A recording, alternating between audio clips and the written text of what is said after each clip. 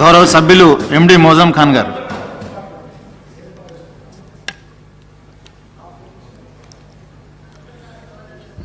जनाब panel speaker sir, short discussion on FRBM.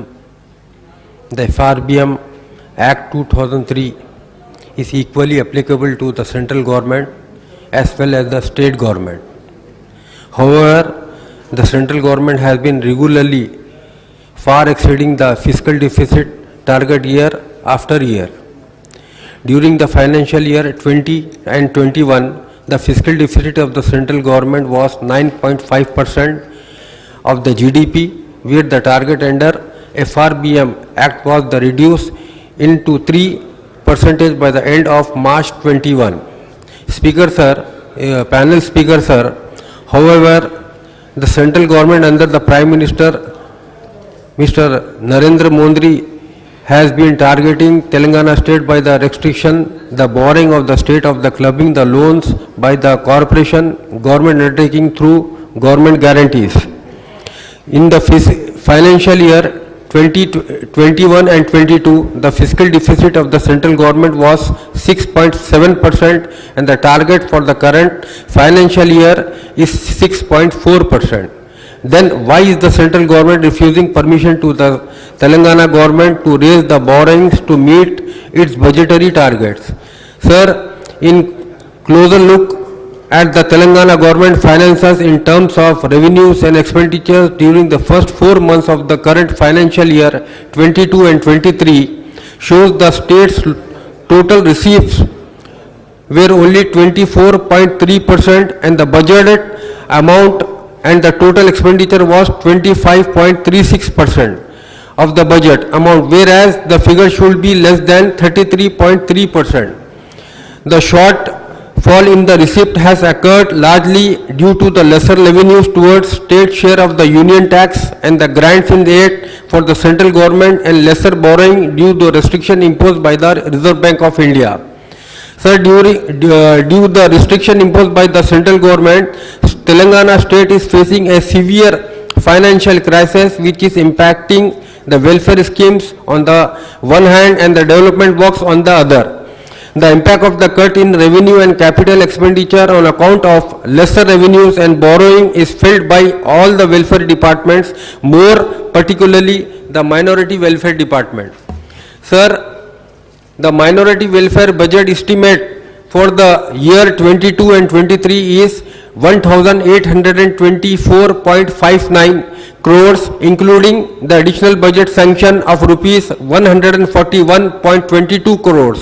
But the major share of the 44% of the allocations amounting to rupees 802.07 crores goes to Timris, and remaining 56% of the rupees 1026.63 crores are allocated to the welfare scheme of the staff salaries. As on date budget release orders, BROs of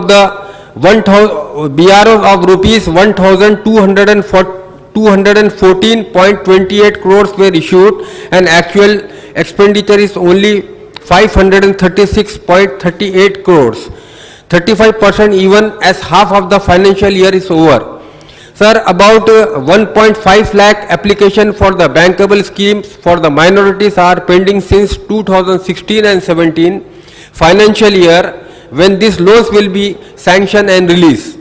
Sir, due to shortage of the funds, the salaries of government employees of almost all the departments of the state governments are not released in time. Then how will the government pay salaries to the new recruits? When will the government clear the PRC areas of the employees? When will the government provide financial assistance to the unemployed youth in Telangana as promised by the TRS? When will the government clear dues of scholarship, RTF, MTF?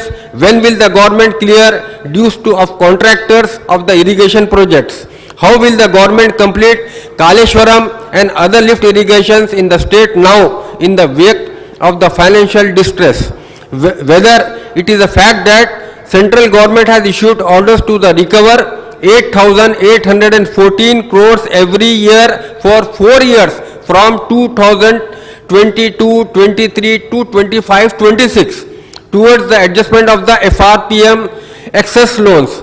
What the borrowing eligibility limit to the Telangana for the current financial year as per the RBI and the Union Finance Ministry. Because of the union government policies, there is an acute shortage of funds which budget revenues and borrowing of the state. How will the government tackle the situation? Sir,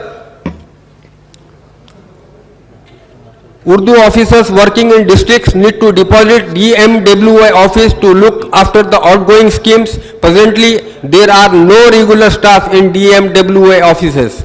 Sir, Minority Finance Corporation, 3-4 regular employees working, they will retire in coming 2-3 years, and Finance Corporation will work only with outsourcing staff. Hence, it should be merged with the Minorities Directorate. Anisul Gurba payment, building 70% completed, but paying checks are pending with the government, rupees 3 crore above. Dargah Burane Shah, payment pending with the government of rupees 1 crore. Pale Sharif Dargah, ramp bill pending with government to clear. Ajmer Rubat land purchase at a cost of rupees 3 crore, but still no progress on constructions. Urdu Academy and study circles and Waqf board, one office looking after. Hajj committee, MD Minority Finance Corporation, CFC looking after the Hajj house. Last 3 years, Imam's salary has not given, sir. Dues are there and need to clear, sir. और आखिरी में sir मैं यही भी कहूँगा, आज Telangana government जिस तरक्की से आगे बढ़ रही है, उस तरक्की को रोकने के लिए सेंट्रल गवर्नमेंट ऐसे अलग अलग वजह से स्टेट गवर्नमेंट को सता रही है।